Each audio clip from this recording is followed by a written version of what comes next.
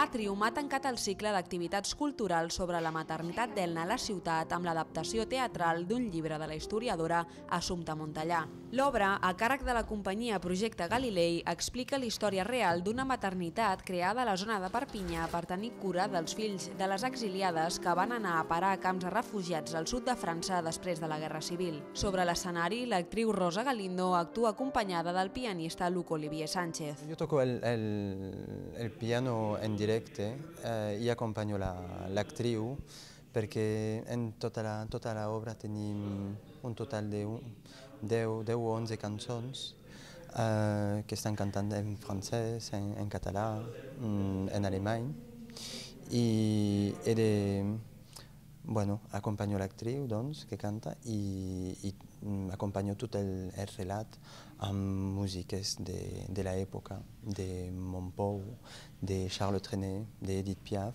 La representació coincideix amb la commemoració del 95è aniversari del naixement de la creadora de la maternitat, la voluntària suïssa Elisabeth Eidenbenz. Per aprofundir més en la història del centre i els seus protagonistes, la Biblioteca de Viladecans acull una exposició fins al 31 de desembre.